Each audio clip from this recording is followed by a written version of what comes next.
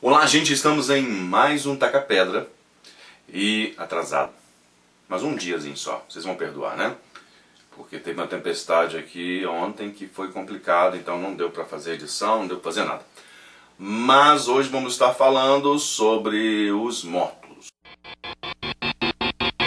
Aonde vão as pessoas depois que morrem?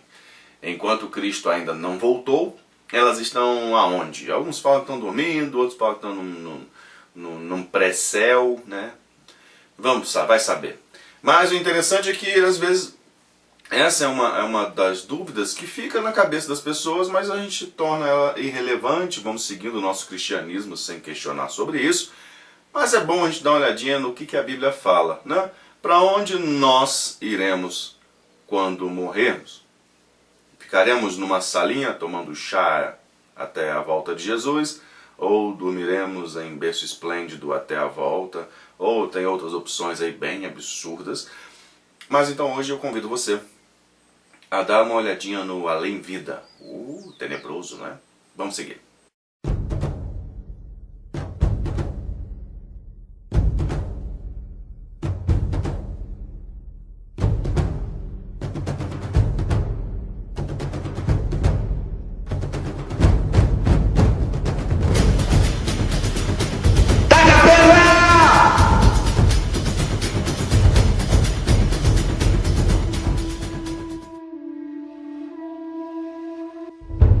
Vamos adiante. Como eu disse, nós temos duas vertentes que seriam as principais de explicação para onde vão as pessoas depois que morrem, enquanto o trono branco não aconteceu, o juízo final, etc, etc, nesse interim, né? Uma delas fala sobre estarem dormindo, literalmente, né? E outra diz que eles estão conscientes lá numa pré-sala do céu.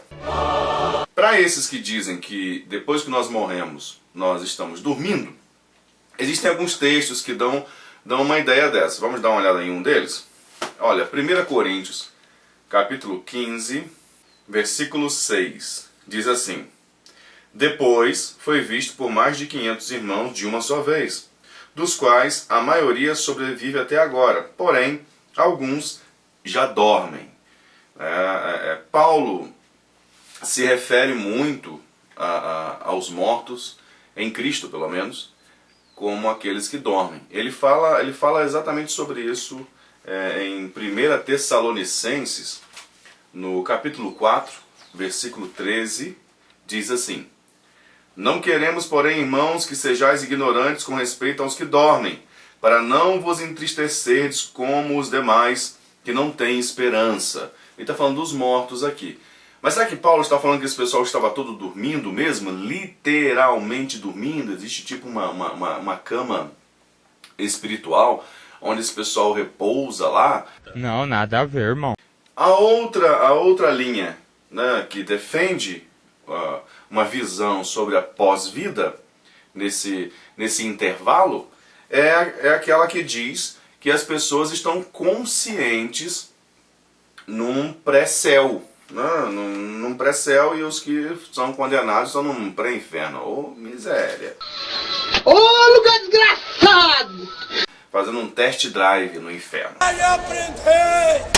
E explicam bem como é esse local. Está lá em Lucas, no capítulo 16, também bastante conhecido, onde fala sobre o rico e o mendigo. O rico e Lázaro.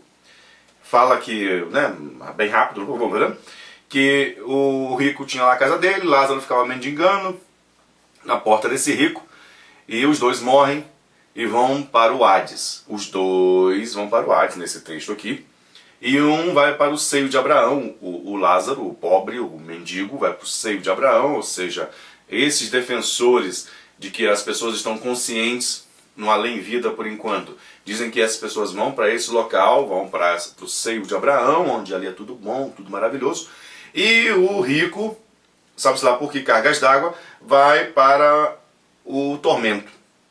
Sendo que nesse texto fala que o pessoal que está no bem bom está num local assim, e o pessoal que está se estrepando está no outro, e eles ficam olhando ali, dá para se comunicar, tanto que o rico lá, queimando lá no inferno, ele pede para Abraão uma gota d'água na língua dele.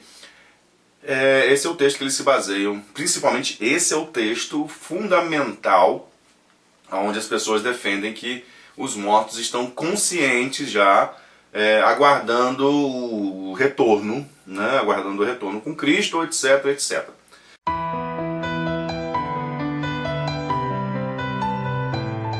Já no Antigo Testamento, não havia muito bem definido essa ideia da vida depois, não, sabe, assim, a vida no além, não havia muita definição.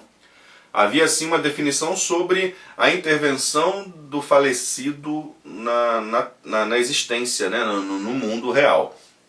Nós temos uma palavra bem interessante sobre isso em Eclesiastes, no capítulo 9, no versículo 5 em diante, diz assim, olha que interessante. Porque os vivos sabem que hão de morrer, mas os mortos não sabem de coisa nenhuma. Nem tampouco terão eles recompensa, porque a sua memória jaz no esquecimento. Amor, ódio e inveja, para eles já pereceram. Para sempre não têm eles parte em coisa alguma do que se faz debaixo do sol. Os escritores do Antigo Testamento, né, as pessoas do Antigo Testamento, eles tinham uma ideia um pouco mais definitiva sobre esse porvir, né? Então eles tinham essa perspectiva mais de um final. É claro que aí temos várias vertentes históricas falando de estar com Deus, etc, etc. Mas no geral era assim, morreu, acabou. E aí que nós ficamos então? As pessoas dormem, as pessoas estão lá conversando no céu, ou as pessoas simplesmente se apagam ali até o retorno de Cristo, né? Porque nós hoje, na graça, no Novo Testamento, entendemos, vemos bem que vai haver um arrebatamento da igreja, e inclusive os salvos passados já mortos estarão envolvidos nesse arrebatamento. Quê? Eu vou trazer hoje o tratado definitivo sobre a vida além túmulo. Eu vou falar aqui algo irrefutável, monstro. Não, gente, nós sabemos poucas coisas sobre isso. Tem alguns anúncios, né? Tem algumas coisas que a gente vai seguir uma linha aqui, mas são conjecturas, porque cada um segue uma coisa. Na verdade, hoje tá um balaio de gato, literalmente, né? Mas vamos ver o que seria mais coerente, ok? Começando de trás para frente, né? Pegando aquele texto lá de Eclesiastes, ele não pode nos dar nenhum tipo de informação oficial sobre a vida além túmulo, porque o que o texto diz é a relação do morto conosco que estamos vivos. O que o escritor quis dizer? Olha bem, Eclesiastes 9, 5. Porque os vivos sabem que hão de morrer, mas os mortos não sabem coisa nenhuma. Não sabem coisa nenhuma e está falando em relação às coisas de agora, né? O sujeito morreu, ele não tem mais interferência nos acontecimentos aqui da terra.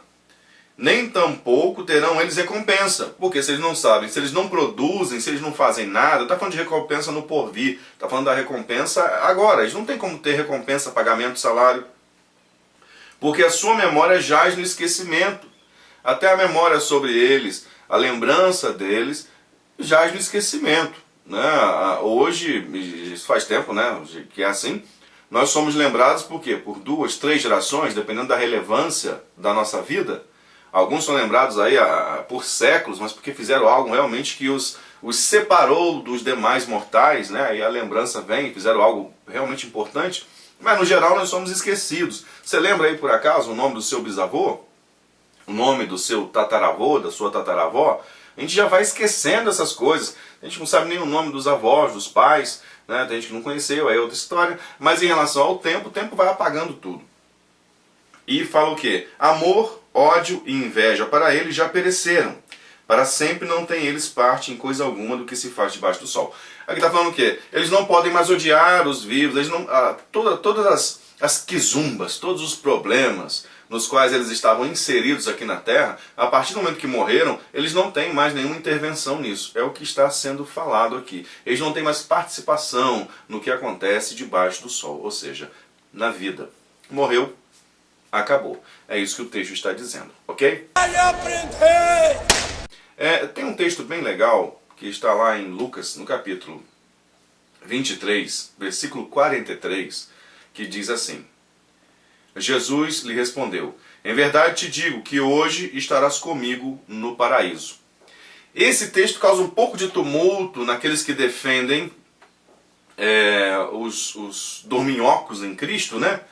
Porque Jesus parece que está falando hoje no sentido literal de hoje, né? Agora, olha, vai acabar aqui e hoje você vai estar comigo. Esse texto está falando sobre aquele ladrão que estava crucificado próximo, né, ao lado de Jesus. E ele vira para Jesus no final, né? No começo todos os dois estão ali blasfemando contra Cristo, mas cai a ficha em um deles, no meio desse problema, nesse sofrimento. E ele vira para Jesus e fala: mestre, lembre-te de mim quando entrares no teu reino. Algumas traduções diz o quê? Lembre-te de mim quando vieres no teu reino. Algumas versões falam entrares no teu reino, outro diz vieres no teu reino, né? Existe diferença? Existe uma diferença boa, porque entrares no teu reino está falando quando ele chegar no céu, né? Outro, vieres no teu reino, é quando Cristo vier, que pelo menos se lembre dele, que pelo menos tenha uma lembrança dele. E Cristo dá uma resposta aqui muito interessante. Ele fala: hoje estarás comigo no paraíso. Temos problemas de vírgula? Temos, porque no original não há esse tipo de pontuação nossa. Ele pode ter dito também assim, Jesus pode ter respondido para ele: em verdade, te digo hoje, estarás comigo no paraíso. Né? Te digo hoje, agora, eu estou te dizendo agora que você vai estar comigo no paraíso. Aí não diz quando, não diz que vai ser hoje. Essas versões estão aí na questão de traduções, ok? Mas como é que nós trabalhamos um pouquinho isso aqui? Uma das coisas que as pessoas falam, hoje é hoje, né? Estarei hoje no paraíso. Isso não acontece muito bem, porque algumas pessoas falam assim: não, então quando eles morreram, os dois foram diretamente para o paraíso. Há alguns problemas em relação a isso. Primeiro, em João 19, quando vem aquela ordem para que não haja ninguém crucificado no sábado, porque isso não era muito legal, isso era contra a própria proposta religiosa judaica, vem aquela ordem para que eles quebrem as pernas dos crucificados.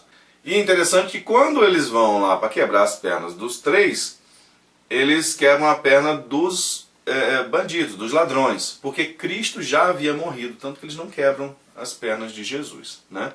Então Jesus morre antes do ladrão, né? Oficialmente ele morre antes do ladrão. Esse pessoal que fala assim: não, então ele foi para o paraíso ali naquele momento, então Jesus chegou antes. Independente de quando ele morreu também, Jesus não vai direto para o paraíso. Isso está escrito na sua Bíblia.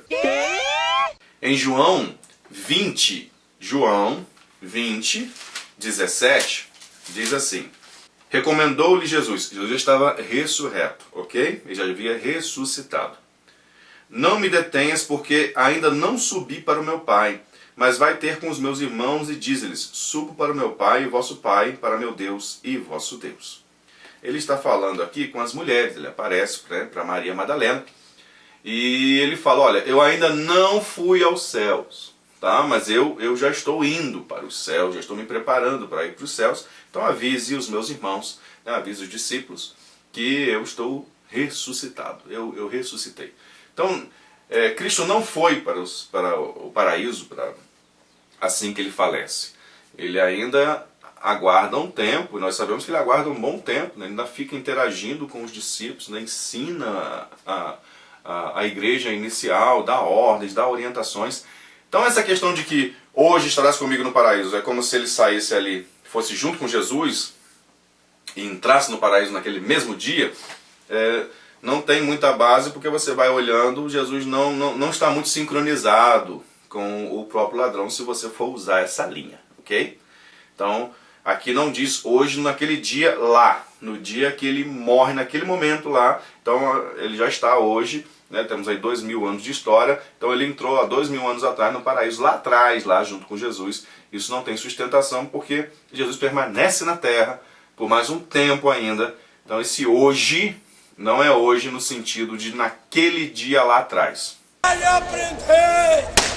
Mas e a proposta de que eles estão acordados lá nessa antessala do céu, né? Estão lá tomando cafezinho, estão tomando chá, estão lá, eu não sei o que, não sei o que estão fazendo. Ah, mas eu tenho uma prova que eles estão acordados mesmo. É lá em Lucas 16, que esse é o texto irrefutável de que os que já morreram estão no seio de Abraão, ok? Estão lá no seio de Abraão, e os que morreram sem Cristo estão lá, né, no seio do cramulhão lá, queimando lá. Então morre, diabo! Mas, aí diz o que no 22? Aconteceu morrer o mendigo e ser levado pelos anjos para o seio de Abraão, morreu também o rico e foi sepultado. No inferno, estando em tormentos, levantou os olhos e viu longe a Abraão e Lázaro no seu seio. Então, chamando, disse: Pai Abraão, tem misericórdia de mim, e manda Lázaro que molhe em água a ponta do dedo e me refresque a língua, porque estou atormentado nesta chama. Disse, porém, Abraão: Filho, lembra-te de que recebeste os teus bens em tua vida, Lázaro igualmente os males. Agora, porém, aqui ele está consolado, e tu em tormentos. Ok. Problemas aqui. Uma coisa que a gente precisa entender é que as pessoas falam assim: ah, mas aqui não é uma parábola, porque senão estaria escrito aqui parábola, parábola e tal. Essa questão de parábola, esse cabeçalho, é colocado depois. Isso não tem no original, né? Tá aqui a parábola do administrador infiel, a parábola das virgens. Isso aí foi colocado nas traduções, ok? Para nos ajudar a entender. Isso aí não tem no original. Então não adianta você falar assim: ah, porque não está escrito aqui a parábola, então não é uma parábola. Não, ainda mais que está vindo de uma sequência de parábolas de Jesus, tá? Ele está falando aqui, o texto do 15, ele vem falando de várias parábolas, né? Vai emendando aqui no 16, ele vem falando parábolas, aí no meio disso vem essa história. A pessoa fala: tá vendo, isso aqui não é uma parábola. Por quê? Só porque não está anunciado que é uma parábola. Assim, esse é um argumento muito fraco para que isso aqui não seja uma parábola. Um problema que está aqui, e assim, mas ele tem mais problemas? Tem um monte de problemas aqui, se você quiser literalizar esse texto aqui, ok? Por quê? Esse sujeito, ele está com o seu corpo lá, porque ele pede água, ele tem sede. Ah, mas a alma vai ter sede. Hein? Porque ele pede um pouquinho de água. E também, olha o exagero da cena. Ele vai pedir uma gota de água. O que uma gota de água vai satisfazer? Imagina, você não consegue nem se imaginar, mas uma cena de alguém se queimando mesmo, né? Porque é o que a cena está dizendo. O cara está no meio do fogo ali, em tormento. E aí ele consegue ainda falar, ele fala racionalmente, né? Ele não está gritando ali igual seria o normal. Não, ele dá uma parada assim: Pai Abraão, o cara está tostando. Pai Abraão, pede para Lázaro, por favor. Ou ele está gritando? Ah, mas ele estava gritando. Tudo bem que ele esteja gritando na sua imaginação, mas ainda assim é uma coisa meio impossível de acontecer. Ele fala: para que me dê aqui uma gota de água na língua. Não faz sentido, né? Ô meu filho, joga um balde d'água, pega uma mangueira de incêndio e joga em cima de mim, porque eu estou aqui, eu quero ser retirado. Não, ele pede uma gota d'água na língua. Outro problema aqui: esse sujeito está conversando com Abraão, e é próximo então o negócio ali. Então imagina só, se isso aqui é literal, né? É literal. Vamos dizer que o sujeito está lá, né? Foi o João das Couves, foi lá para o seio de Abraão, foi para a antessala boazinha, VIP. E ele olha lá, eles estão vendo, um vendo o outro. E como é que esse cara vai estar feliz ali se ele está olhando assim, ele olha para a direita e vê lá um monte de gente sofrendo, inclusive, possivelmente, alguém querido por ele, né? Sei lá, vai ver a esposa dele, foi pro inferno. Aí ele olha assim: poxa, que bom que eu estou aqui. Ah, não, minha esposa está queimando. O problema é dela. Olha só como que a dinâmica de literalizar isso aqui complica a nossa vida. Como é que ele vai ficar ali? Não, ele está vendo o pessoal tostando. Não, tudo bem, beleza. Meu vizinho, aquele cara que ficava roubando lá a minha eletricidade. Bem feito, miserável, né? Não, nada a ver, irmão. Abraão é uma figura de autoridade. Ele é uma autoridade. O seio de Abraão, ele é uma autoridade nesse local. Ele é um homem. Como é que um homem galgou uma posição de autoridade a nível dele ser o diretor desse negócio, né? Porque o rico ele pede para Abraão, por quê? Porque Abraão é a autoridade. Ele não pediu, por que ele não falou direto com Lázaro? Por que ele não falou com qualquer outro que estava, ô filhão, mais perto, traz um pouco d'água para mim? Não, ele é figura de autoridade. Eles estão conversando, então é próximo. Esse seio de Abraão, para ser literalizado, ele vai bagunçar muita coisa dentro da própria teologia bíblica. Né? Se você literaliza, não, isso aqui é desse jeito mesmo, é assim, o pessoal está ali tostando aqui, o outro está ali, eles ficam olhando um para o outro. E é desse jeito, é mesmo, e é porque é mesmo. Eu falo, mas por que Jesus ia usar uma parábola tão dantesca? Primeiro, para quem ele estava se dirigindo, o povo que ele estava se dirigindo, tinha o grupo ali que se considerava a nata da existência, porque eles eram filhos de Abraão. Eles eram filhos de Abraão. E por serem filhos de Abraão, descendentes de Abraão, eles eram os herdeiros de tudo que tinha aí de celestial, de bênção, tudo era deles, era direito deles. Então, Jesus usa essa figura do seio de Abraão, ok? Para que eles saberem que, seio de Abraão é para onde nós vamos, que bênção, que coisa boa. E só que Jesus aqui, ele força na cara deles algo totalmente contrário ao que eles pensam, porque dentro do pensamento da época, alguma coisa que perdura até hoje, isso está voltando nas igrejas, é que se você tem condição financeira, você é abençoado por Deus. Se você é rico, você é abençoado, é sinal de que Deus está do seu lado. Agora, se você é um sujeito desgraçado, pobre, é porque realmente você está em pecado, você está afastado da presença do Senhor. E Jesus aqui, ele inverte essa mensagem, essa parábola, quer inverter isso, sabe? Dizer que, olha, você pode ser rico, você pode ter o que for, isso não representa nada para a vida que está vindo. Tanto que o rico, né, aqui diz que ele é muito rico, ele vai direitinho para o sofrimento, ele não vai para a presença de Deus, ele não está aprovado pelo Senhor, independente de ter dinheiro. E aquele outro que é um mendigo miserável, sinal absoluto de que ele está afastado de Deus, ele vai para o seio de Abraão. É essa mensagem que está sendo trabalhada aqui.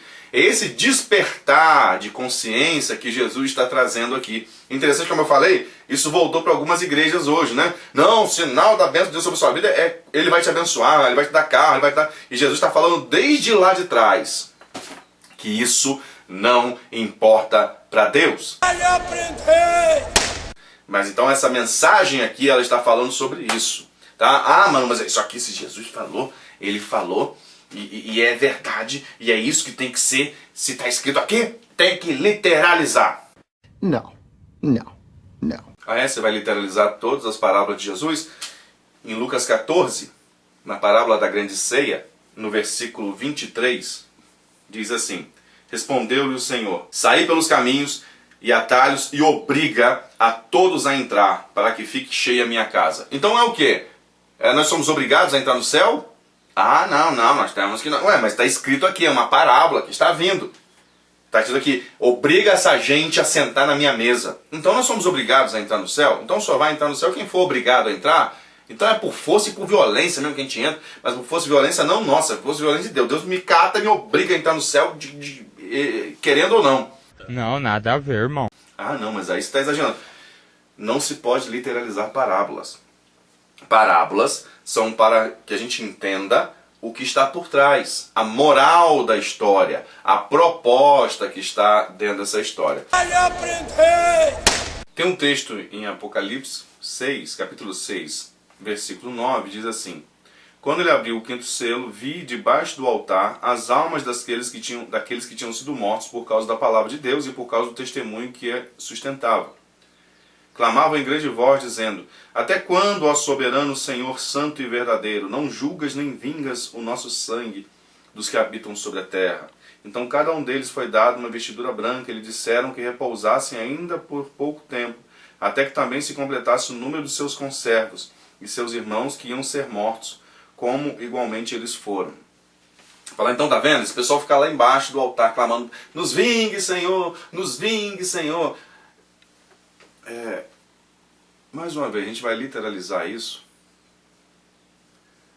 porque se esse pessoal morreu, né, por causa da palavra, vocês são mártires, esse pessoal está lá no tempo mesmo, assim, está cronometrando o tempo, inclusive eles estão falando até quando, ou seja, o tempo está passando para eles ali. Imagina isso, eles ficarem esse tempo todo ali embaixo, gritando, nos vingue, Senhor, nós morremos. Aí nós vemos aí o ISIS, né, matando cristãos, lá na África, na Ásia, vários outros grupos matando cristãos, durante toda a história, aí, vários cristãos sendo mortos por Nero, portanto, imagina esse pessoal todo, esse tempo todo embaixo do altar, gritando, nos vingue, Senhor, nos vingue. É mais um texto para você não literalizar, até porque ainda mais está em Apocalipse, que deve ser lido com muita moderação, com muito cuidado. É verdade que está em Apocalipse? É.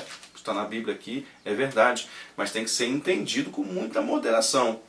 Então, essas almas aqui estão falando sobre a questão do juízo divino chegando, ou seja, Deus não deixou simplesmente barato a morte dos santos.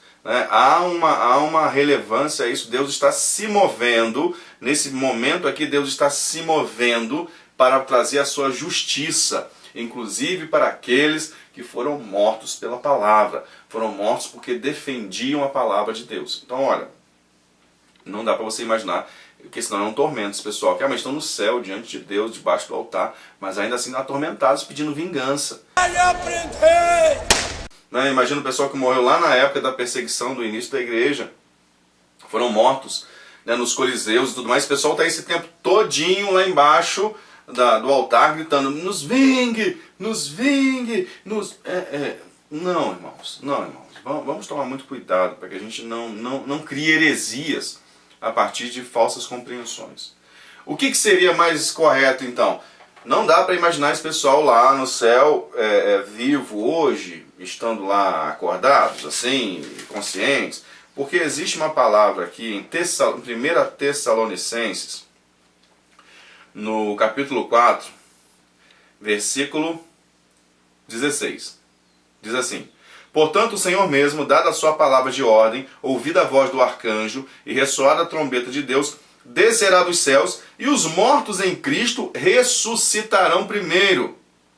Depois nós, os vivos, os que ficarmos, seremos arrebatados juntamente com eles. Então quer dizer, segundo o que está aqui não é uma parábola. Tá? Aqui não é uma parábola, aqui é um ensinamento direto, até porque quem escreveu isso aqui é um sujeito que foi até o terceiro céu, ele tem um pouco de experiência com o mundo espiritual, tá? Ele diz que no dia do arrebatamento, da volta de Jesus, do acontecimento, né, da retirada da igreja,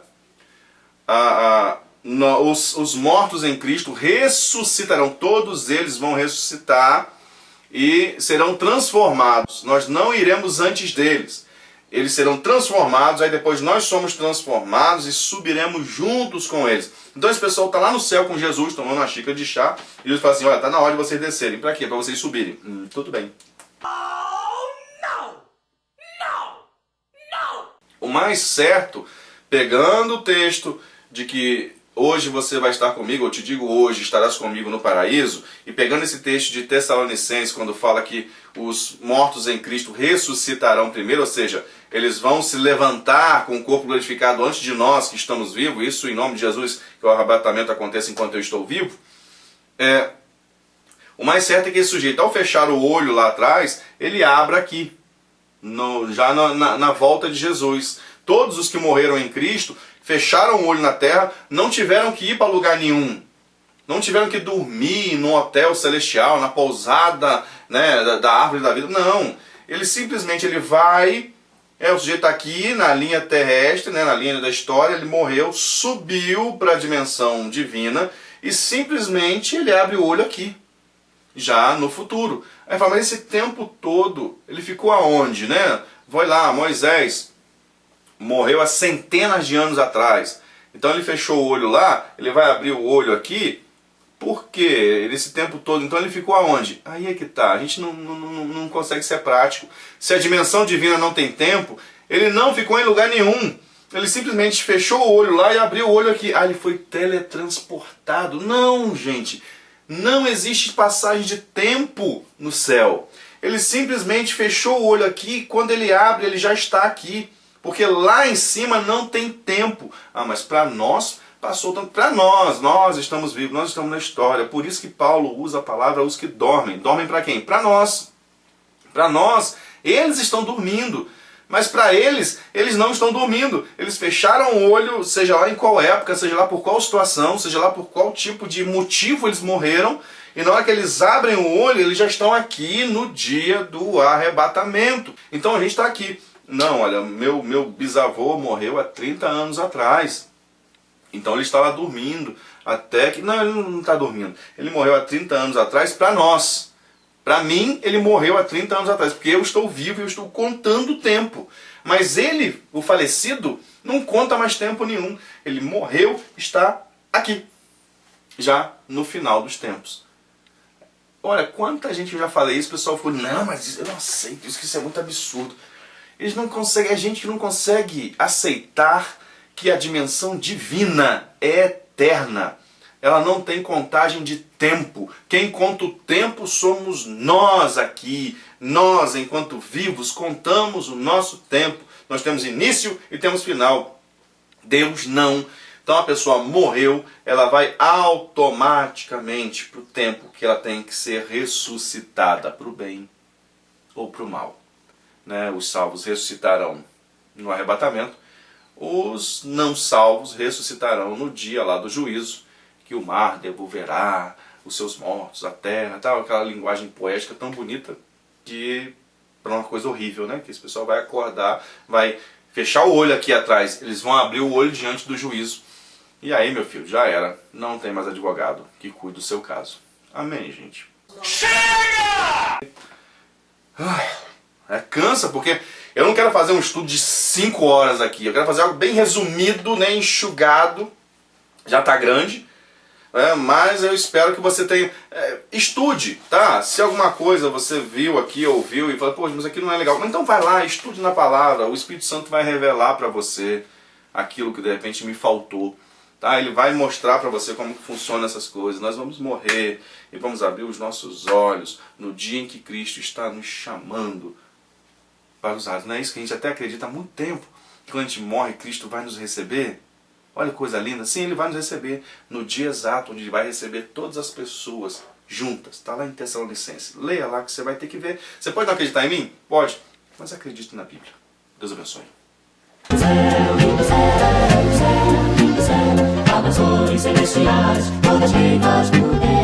E morreu.